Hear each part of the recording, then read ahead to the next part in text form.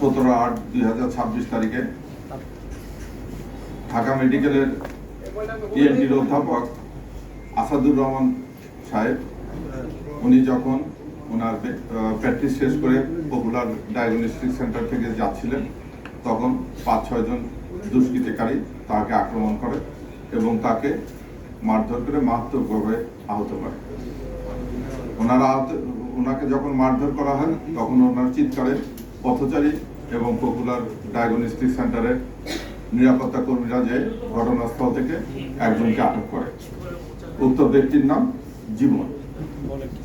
এই সংক্রান্তে পল্টন থানায় একটি মামলা দায়ের করা হয়। এই নৃশংস ঘটনার পরপরই ডিবি ছায়া তদন্ত শুরু করে থানার পাশাপাশি। পল্টন থানা জীবনকে জিজ্ঞাসাবাদে এই সংক্রান্তে ইভান নামে একজনকে লক্ষ্মীপুর থেকে গ্রেপ্তার করা হয়। পরবর্তীতে ইভানকে ব্যাপক জিজ্ঞাসাবাদে ইভান স্বীকার করে যে তারা একটি গ্রুপ আছে, যে গ্রুপ দেশের বিভিন্ন ধনাঢ্য ব্যক্তি এবং পেশাগত যে সমস্ত বড় বড় ব্যক্তি আছে তাদেরকে টার্গেট করে তাদের ঠিকানা জোগাড় করে, তাদের পেশাগত তথ্য সংগ্রহ করে এবং তাদের নিকট থেকে মোটা অঙ্কের টাকা দাবি করে।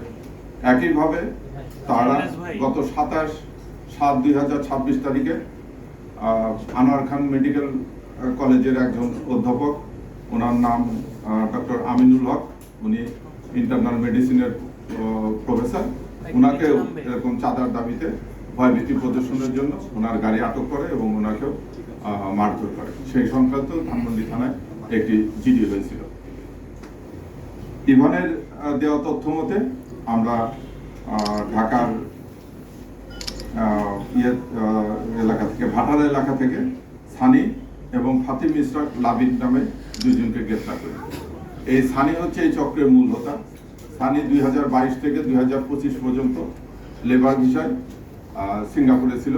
সে সিঙ্গাপুরে থাকাকালে জনক বাঙালি একজন ব্যক্তির সঙ্গে তার সখ্যতা হয়। সেই সখ্যতাতে ধরে তারা হুন্ডি ব্যবসায় জড়িয়ে পড়ে এবং হুন্ডি ব্যবসায় জড়িয়ে পড়ার পর সানি বিভিন্নভাবে প্রায় 5 কোটি টাকার মতো প্রতারিত হয় তার পার্টনারটা।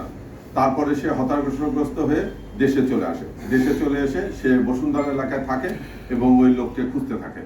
এরই মধ্যে তার সঙ্গে একজন ব্যক্তির পরিচয় হয়, যে ব্যক্তি তাকে এই বুদ্ধি দেয় যে তুমি যে লস করেছো সেই লস কাভার করার জন্য আসো, আমরা একটা গ্রুপ করি। গ্রুপ করে এখানে বিভিন্ন ব্যবসায়ী এবং বিভিন্ন সমাজে প্রতিষ্ঠিত ব্যক্তি, তাদেরকে আমরা নাম, ঠিকানা, তাদের গাড়ি নাম্বার, তাদের ফ্যামিলি বায়োডাটা এগুলো সংগ্রহ করে তাদেরকে আমরা ভয়ভীতি প্রদর্শন করবো এবং তাদের কাছ থেকে চাঁদা দাবি করবো। এইভাবে তারা 7 জনের একটা গ্রুপ তৈরি করে এবং এই গ্রুপের শিকার হচ্ছে আমাদের 2 জন ডাক্তার। আমরা এই গতকাল সানি এবং লাবিবকে গ্রেপ্তার করেছি। গ্রেপ্তারকালে তাদের কাছ থেকে এই ভয়ভীতি প্রদর্শনের জন্য একটা ছুরি এবং একটা তরবারি প্রায় 25 ইঞ্চি মতো উদ্ধার করা হয়েছে। তাদের বিরুদ্ধে অস্ত্র আইনে মামলা করা হয়েছে। এই গ্রুপের সঙ্গে অন্য আরো 3 থেকে 4 জন জড়িত আছে, তারাও আমাদের গোয়েন্দা নজরদারিতে আছে। আমরা অচিরেই তাদেরকে গ্রেপ্তার করে তাদেরকে আইনের আওতায় নিয়ে আসবো। আমি আপনাদের মাধ্যমে জানাচ্ছি, পেশাগত ক্ষেত্রে বা আমাদের যারা গুণীজন আছেন তারা এরকম কোনো সংবাদ পেলে এটা ভীতস্ত না হয়ে সঙ্গে সঙ্গে নিকটস্থ থানাকে যেন এটা অবগত করে। এরকম কোনো অপতৎপরে কেউ লিপ্ত হলে আমরা তাদেরকে কঠোর হস্তে দমন করব। ধন্যবাদ।